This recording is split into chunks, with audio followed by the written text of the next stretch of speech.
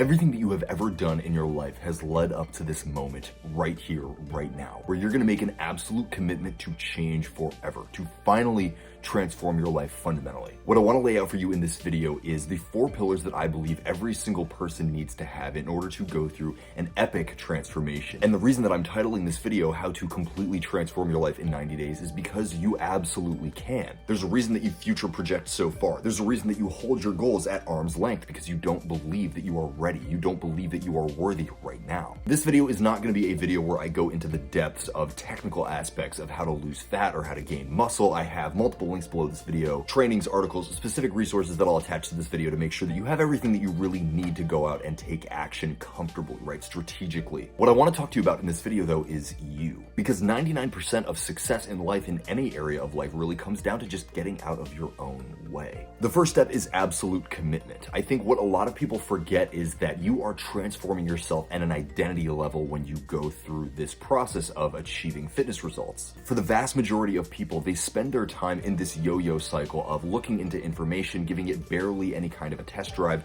seeing the feedback, which is the struggle, the difficulty, and then reflecting on that struggle and difficulty as though it is part of who they are. It is a reflection that they are not good enough, that you're not good enough, right? You will differentiate yourself from that process of painful trial and error when you set yourself up with a super strong intention. That superpowered commitment is what is going to get you over the hurdles. It's what's going to turn the walls, I guess you could say, into speed bumps, right? Acknowledging that the journey is supposed to be hard. Anything worth doing is hard. Anything not really worth doing is going to be pretty damn easy, but the results are not going to be that transformational. They're not going to be that fulfilling. When you make that absolute commitment that this transformation is so valuable to you that you're willing to do anything, again, that's when that process turns from one of every single detour becoming something that is like, earth-shattering, to one where you expect the challenge, right? The challenge is indicative that you're going in the right direction, just like that, metaphor about video games and bad guys. When you fully commit, that inner narrative changes from, woe is me, why is this so difficult, to like, hell yeah, every single thing is showing up to show me that I am on that right path. I am the hero, right? Bring on the weight, bring on the challenge. And that's why it's the first pillar, right? Absolute commitment. If you can walk away from this video with any takeaway, right? Any piece of advice, it's to set yourself that intention, right? It's to turn off this video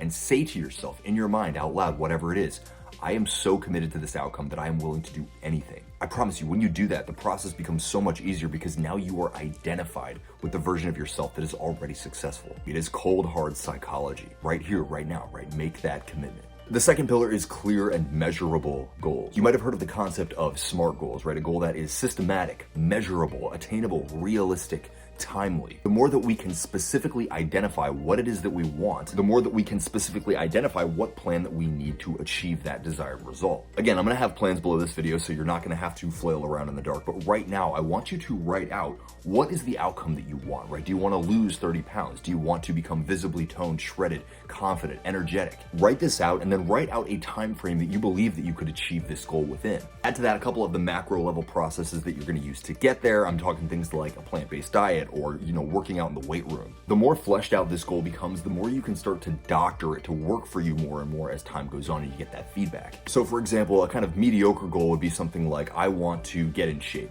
An excellent version of that goal is, I am losing 30 pounds and becoming more energized by adopting a plant-based diet and working out in the gym for an hour, 5 days a week. I have consistently committed to my process for the next 6 months. It's systematic, it's measurable, it's up to you if you believe it's attainable and realistic, and then we've put it into a time frame, right? It's time bound.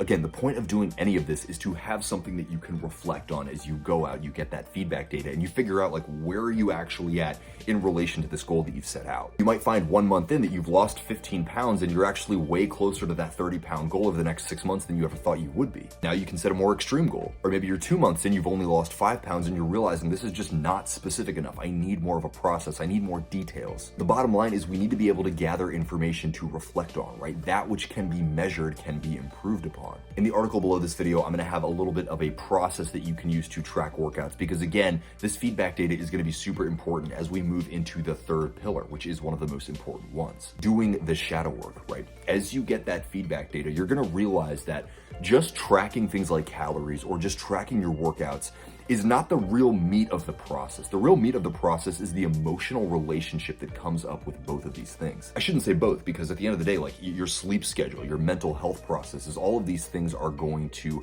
have hiccups, which is you getting in the way of yourself, right? Your own emotional reactions to processes getting in the way. A perfect example of this is food, right? For the vast majority of people, food is their primary emotional outlet. It's their primary vice. And so when I tell my clients, like, track your macros, like let's start tracking your calories and see how things go. A lot of the time there's like this visceral emotional reaction to like having to sit down and map out what you actually did for the day. For most of us, like binge eating or not eating is an emotional thing. Like we are listening to our bodies from a very surface level. We get frustrated, we eat. We feel really good and high energy, we don't eat.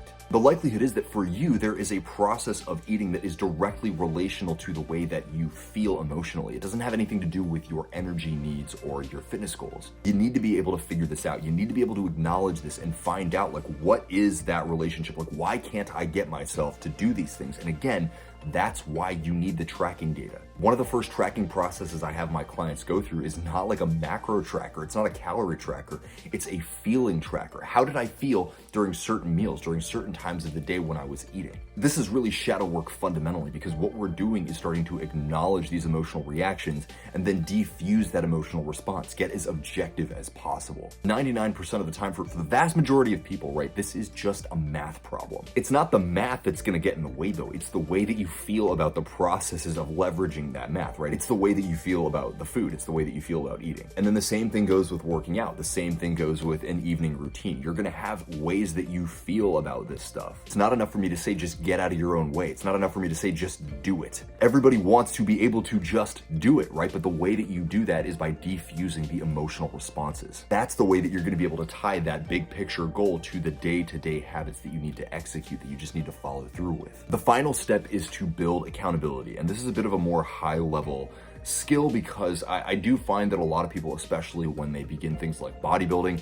it is pretty easy to just get in the gym, start working out, get some pretty good results over a couple years. What you have to understand though is you are inevitably going to go through this yo-yo cycle of your emotions, of your motivation, of your discipline. If you have communities of people that can help hold you accountable, that can keep you interested in this process really, you are going to be at such a massive advantage, because when you don't feel like it, you're gonna know like, hey, if I don't show up to class, if I don't show up to my gym session, XYZ is gonna notice. They're gonna be reflecting on the fact that I'm not there. They're gonna be wondering what's going on with me. At the same time, if you're doing something you're interested in, there are going to be people that are more proficient than you. So as you build your skill level, there's always going to be a higher ceiling to strive for, because you're seeing other people just like you that have gone through the same process, the same journey that you have, that have achieved much higher levels of success. We're leveraging every communal emotion in this process, right? To a degree, jealousy, right? Admiration, desire, pride, love, fear. All of these emotions can be powerful motivators if we just know how to leverage them. And using a community, keeping other like-minded people around you, is one of the best, if not the best way to leverage this,